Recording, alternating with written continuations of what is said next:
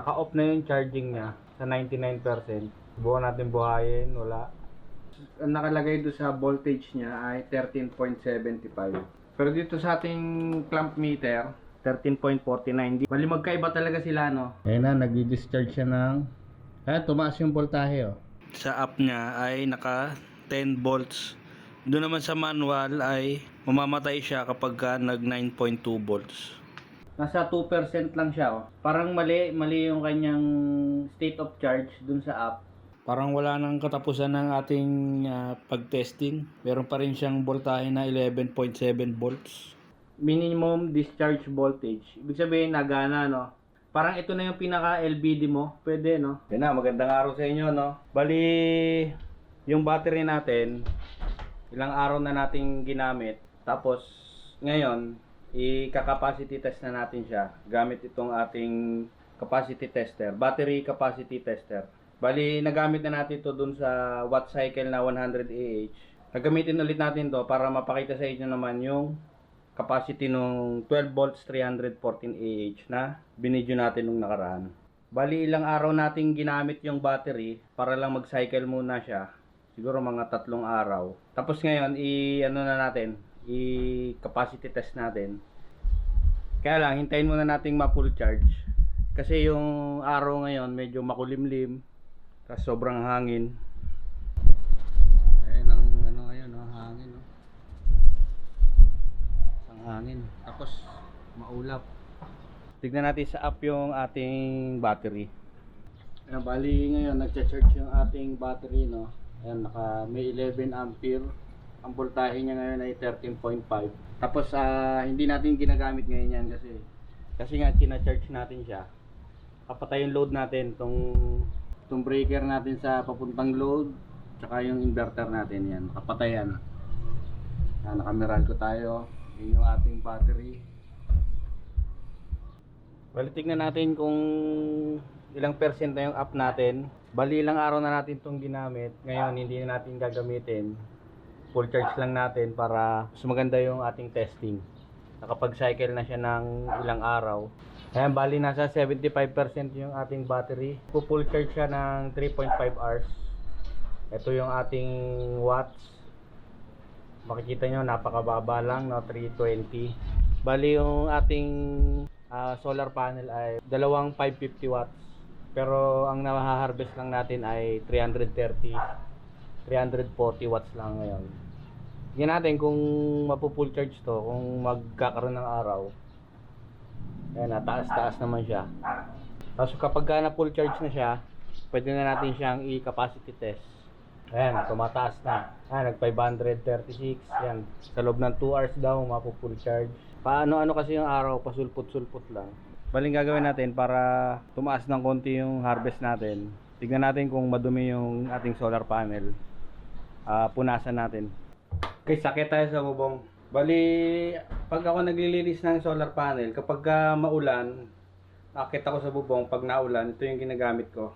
Sinasabay ko na siya sa ulan. Hindi ako naglilinis ng solar panel kapag maaraw kasi magkakaroon ng watermarks. Pagka nilagyan mo ng tubig yung solar panel tapos maaraw, mainit, magkakaroon ng watermarks. Kapag maaraw, maalikabok yung ating solar panel, ito lang yung ginagamit ko. Kaya tayo sa bubong. Yan yung ating solar panel, maalikabok. Ayan, tanggal yan. Natanggal naman yan. Balilinisin muna natin.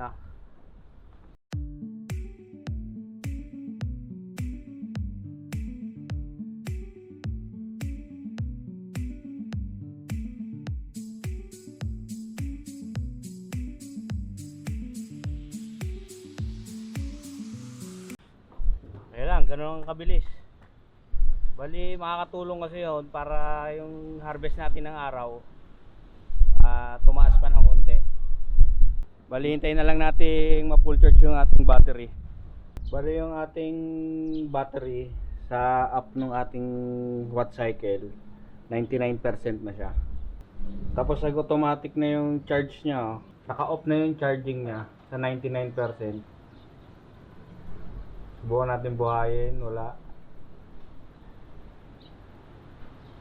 Ay, nag 100% na siya. Tapos nag-automatic na yung charge niya. Kahit buhayin natin, pindutin natin yung charge, wala.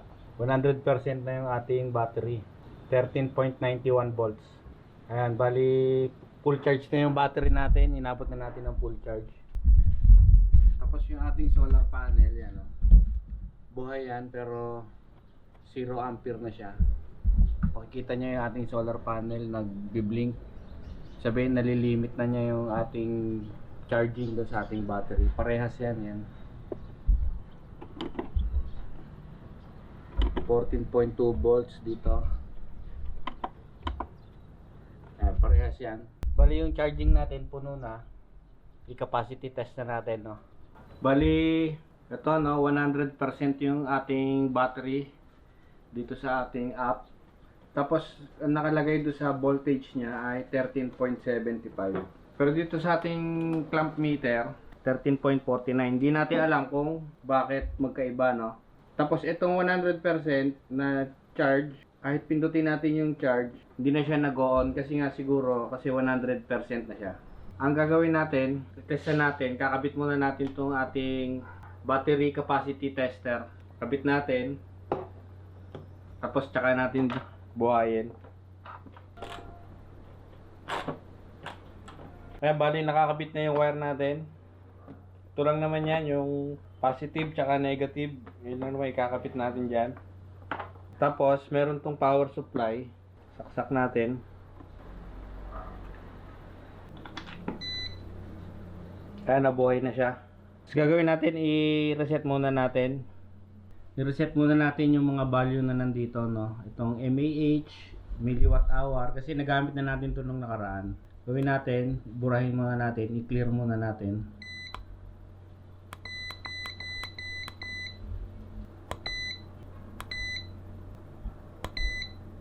Ayan, nag-zero na lahat yan. Pati yung oras, wala na. Tapos itong 9 volts, ayan na yung ilagay natin.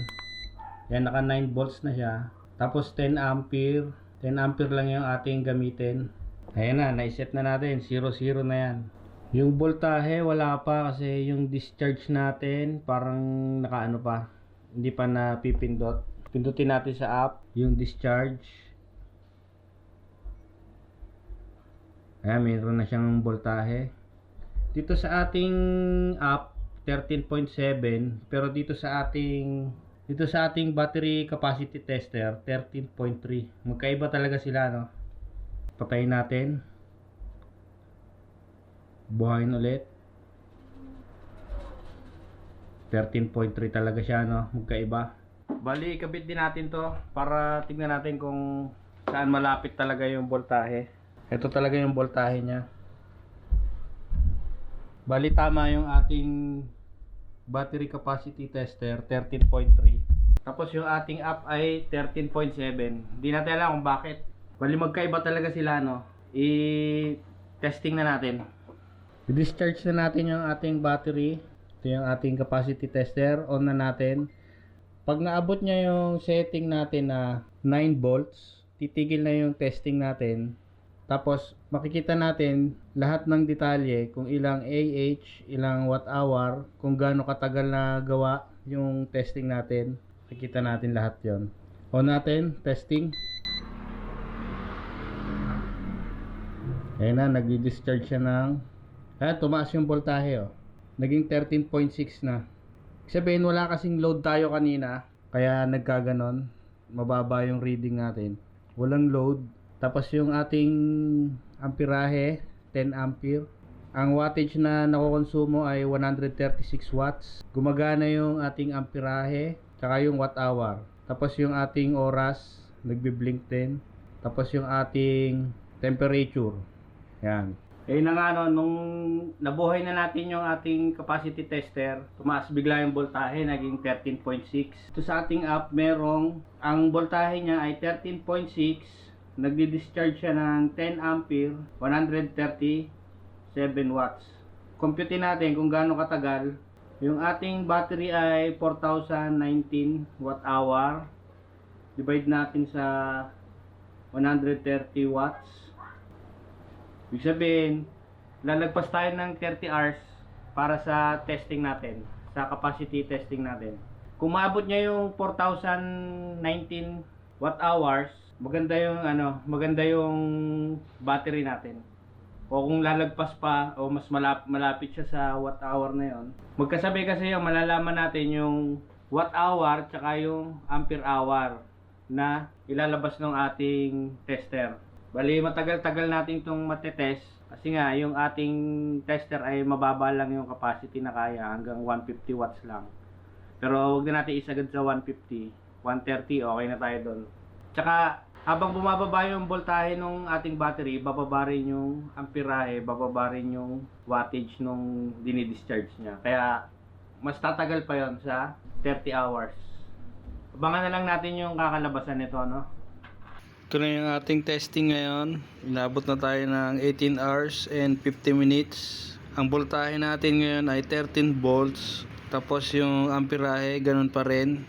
10 ampere. Nagdi-discharge siya ng 130 watts. Ang na-consume na natin na ampere hour ay 188.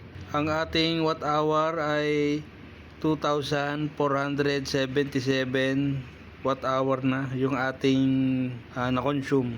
Bali, nakakalahati na tayo halos. Lagpas na ng kalahati. Expected natin 30 hours mahigit. Ito na, naka 29 hours na. 29 hours and 33 minutes. Bali, nakapag-discharge na tayo ng 295 AH at 3,850 na watt hours. Yan, maalikabok na, oh. Tagal na natin tinesting. Tapos abangan natin kung ano yung kanyang low voltage protection. Kasi nakalagay doon sa kanyang setting, sa app niya ay naka 10 volts. Doon naman sa manual ay mamamatay siya kapag nag 9.2 volts. Tignan natin kung alin doon ang masusunod. Ayun na, kamustahin natin yung ating battery. Ngayon ay nakapag-discharge na tayo ng 301 AH. 3,932 watt hours na. Yung duration natin nasa 30 hours and 11 minutes na yung ating testing. 12.4 volts. Tapos tignan natin dun sa ating app, 12.4 volts. Dun sa app natin, nasa 2% lang siya. Oh. Parang mali yung kanyang state of charge dun sa app. Kasi dito 12.57 volts pa. Dapat siguro mga nasa 10% pa yon. Ito yung ating cell. Okay naman, magkakalapit lang siya. Yan lang yung ating state of charge na 2%. Hindi natin alam kung bakit parang malayo. 12.57. Ibig sabihin, mamamatay na to. Tapos doon sa ating, sa ating settings, nakalagay kasi dito, minimum discharge voltage, 10 volts. Baka pagdating ng 10 volts, mamamatay na yung ating BMS. Ayan na, no? Bali, nakapag-discharge sa tayo ng 4,003 watt hours. 307 AH na yung ating na-discharge. Ang duration ay 30 hours and 46 minutes. Tapos kung makikita natin sa app natin, 1% na lang siya. Tapos ang nakalagay sa kanya, time to full discharging, 0.5 hours pa. Ayan, bali, maaabot na niya yung 4,019 watt hours. Bali ngayon ay 4,018 watt hours sa tayo. Tapos yung AH natin ay magti 309 AH na. Pero meron pa rin siyang voltahe, 12.1 volts. Malalagpasan niya yung watt hour na 4,019. Kasi nakalagay 4,000 watt hours. 4,019 watt hours. Ayan na, 4,019 watt hours na. Pero tuloy-tuloy pa rin siya. Yung ampere hour natin, nasa 309 pa lang. Kung aabutin niya yung 314 amp hour, sobra-sobra na talaga dun sa ating watt hours. Tapos may voltahe pa siya na 12 volts. Ayun na, malapit na tayo sa 314 amp hour. Ang ating voltahe ay 11.7 volts. Maabot na niya yung ating capacity na 314 amp hour. Yung kanyang watt hours ay lumagpas na, sobra na. Nagsimula tayo mag-testing ng battery. Ang voltahe niya ay 13.6. Kaya na, sumobra na. Sumobra na tayo sa 314 amp hour. Inaabot na niya yung ating estimated na time, 31 hours and 24 minutes na. Parang wala nang katapusan ng ating pag-testing. Meron pa rin siyang voltahe na 11.7 volts. Kaya na yung testing natin. Nasa 316 magti 317 ampere hour na yung ating capacity test. Ang voltahe ganun pa rin, taas pa rin, 11.4. Tapos yung watt hour natin 4,100 na. Bali sobrang tagal, no? Gawin natin para makita natin kung gumagana ba yung ating settings na minimum discharge voltage. Baguhin na lang natin. Bali 11.3. Gagawin natin 11.3 yung ating minimum discharge voltage. Kasi lagpas na naman tayo dun sa ating capacity na 314 AH. Bali ang tagal nating hinintay. Baguhin natin. Yung 10 volts gawin natin 11.3. Tignan natin kung mamamatay siya doon. Bali sa ating app 11.4 pa. Abangan na lang natin doon sa ating capacity tester kung mamamatay siya dito sa ating app na 11.3. Bali yung ating 1% kanina pa yan. Baga yung 0.5 hours na ating nakita kanina hanggang ngayon ganun pa rin siya. Abangan natin dito sa ating capacity tester. Bali sa capacity tester natin ay 11.2 na. Pero doon sa app natin ay nasa 11.35 pa. Hintayin natin kung gagana yung pinalitan nating setting. 318 ampere hour na 4,125 watt hours. Yan. Kapag gumana yung ating sinet, sabihin, goods yung settings na nilalagay natin dun sa kanya.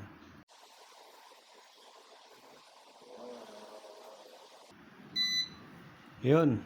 Sabihin, gumana yung ating testing. Bali, tinigil na natin yung testing, no? Kasi parang sobrang tagal. Tsaka para matesting natin yung ating setting na inilagay dun sa minimum voltage na doon sa setting. Tignan natin kung may fault yung ating app. Yan, 0 volts na siya. 0% na siya. Tignan natin yung error report kung meron. Wala. Ano pala to? Kung baga, ikaw ang magre-report sa kanila ng error. Yan. Wala naman siyang error. Pero yung ating settings na inilagay na 11.3 volts, mamamatay na siya. Ito yung minimum voltage. Minimum discharge voltage. Ibig sabihin, nagana, no? Parang ito na yung pinaka LVD mo. Pwede, no? Dito ka na sa battery magse-set. Pwede pala. Maganda pala to, no? Gumana naman yung ating settings. Bali, ang kinalabasan ng testing natin, sobra-sobra pa yung capacity na bibigay ng ating battery, kaya lang hindi na natin tinapos dahil napatunayan na natin na mas mataas pa siya dun sa 314 AH. Sa susunod na video natin, ang gagawin natin, i-load test naman natin to. Abangan nyo yung ating load test para mas ma-testing pa natin. Ang gagawin ko ngayon, charge ko muna ulit to, tapos mag-load test tayo. Maraming salamat sa panonood.